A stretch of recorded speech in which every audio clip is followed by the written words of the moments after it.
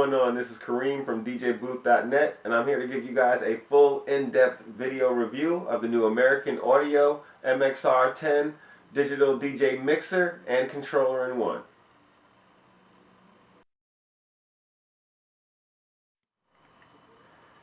Alright everyone, so here it is. This is the American Audio 10 MXR digital DJ mixer and controller all in one unit.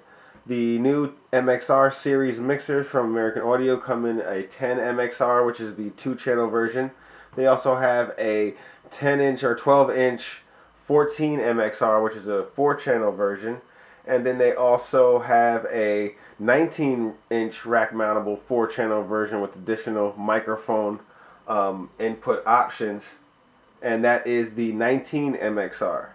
They all come bundled with Virtual DJ LE. And with that, you'll be able to use your transport buttons, your different MIDI buttons up here to navigate your files, and your transport in order to play, pause your files, use cue points, sync it, and use your cue to the beginning of the track. So you have functions here that allow you to DJ with external decks or without external decks. Without external decks, just like a DJ controller, you can use your buttons here, or with external decks such as CDJs or vinyl decks with time code can also pass through a software signal, so that way you can play your digital files from your computer onto those external decks as well.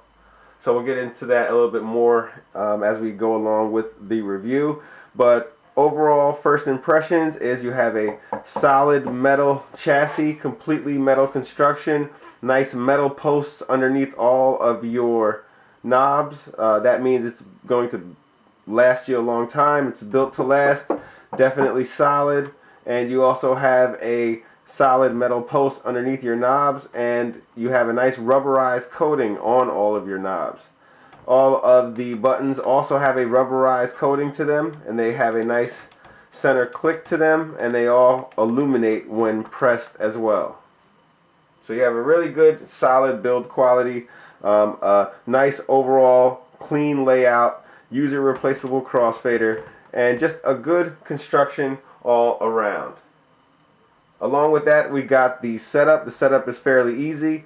The MXR-10 comes bundled with Virtual DJ LE and a CD, and you can use the CD to install your drivers, and you also use the CD to install Virtual DJ LE. Once you have everything set up and installed, you enter in your code key that will unlock the software, and you're ready to spin immediately. Next up, we'll take a look at the inputs and outputs. And we have your inputs and outputs around the back, and all the way to the left we have your balanced XLR pair. You also have your regular master RCA and your booth RCA. Your masters and your booth have separate volume control knobs. You also have your power cable standard here, and you also have your standard USB cable here, so you can connect your sound card and you can use your MIDI functions along with the unit. Next up, you have your single RCA inputs, channel 1 RCA input here, channel 2 here, and they are both selectable between line and phono level inputs, and each one has its very own ground post as well. Last but not least, you have your microphone input and your standard 1/4-inch headphone output on the front, and your crossfader, reverse, and curve controls.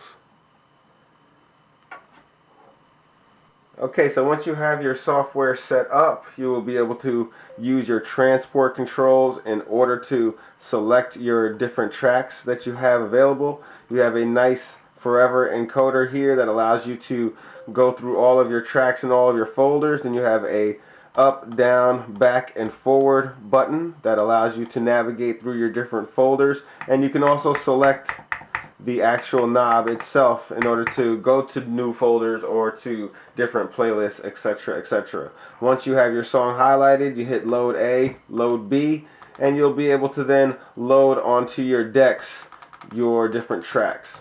Once you have your tracks loaded, you can set your hot cues, you can sync it together with the other deck, you can use your beginning cue, and you can play and pause the track. Meaning you can basically DJ with this right out of the box without having any type of external decks, because you have your different transport controls that you need right here on board. If you press Shift and 1 or sync, that is your plus and minus for your pitch, and your reset pitch will be the middle button there. So you also have options where if your song is not completely in sync, that you can change the tempo yourself on board. Next up, you have your microphone controls. You have your mic on-off button, your bass and treble, 2-band EQ for the mic, and your gain knob for the volume control of the microphone itself. Next up, you have your separate booth and master volume control knobs. And in the headphones, you have your volume control knob, and you have a knob that allows you to fade between what you hear in channel 1 or what you're hearing in channel 2. One of my minor gripes with the unit is that there is no master output for your headphones, meaning you can't scratch or mix in your headphones internally. But you can, do a workaround by, plugging in an audio adapter into the booth output that will, output to your headphone signal. That way you can actually scratch that way, but you have to do a workaround. You can't just do it by using your Q or master knob. Instead, on here it's a channel 1 or channel 2 knob. Next up, we'll go towards the crossfader. We have a nice loose crossfader here. The crossfader cut in distance is a little bit of a disappointment. It's a whole 3mm distance for your cut in on your fader, which made it a little bit hard to pull off your quick crab style scratches or your quick transformer style scratches without moving the fader very far over before you hear your sound. And that was on our sharpest curve setting. So the good news there, though, is that this is a fully user replaceable crossfader. You can easily unscrew the outer screws of the crossfader, pull it right out, and you're ready to pop in something else. And the Inno fader is confirmed as a direct replacement for this crossfader. So if you're really scratch worthy of a DJ, you're probably going to want to replace the crossfader first and foremost. Next up, you have your line faders, which are they don't have any adjustments, but they do have a nice long fade to them. They have a more tension than the crossfader. You have your VU meters in the middle. That way you can tell the level of the song that's mixing on either side of the device. Next up, you have your low and high pass filters. In order to activate the filters, you actually press the knob, and left to low and right to high. Next up, you have your shift button, all of your transport controls, and your 3-band EQ and gain knobs here as well. Next up, each of your channels have a different selector switch. This switch will allow you to either switch between your USB control, time code if you have external decks with time code, or your regular transport here controls, or you can go over to analog and you can just use this as a regular standalone mixer without any software at all. So in conclusion, there are only a few minor gripes that we have with the unit overall. The crossfader cut-in distance was a little bit long. You don't have a master output for your headphones. And the other gripe was that you cannot use the internal sound card for Tractor or Serato timecode playback. So we tested the timecode playback here on the MXR-10 with Mix Vibes Cross 2.3, and we also tested it with Virtual DJ. We get perfect playback with 0 latency, and everything just felt really nice, really tight to the scratch, and everything felt good right out of the box.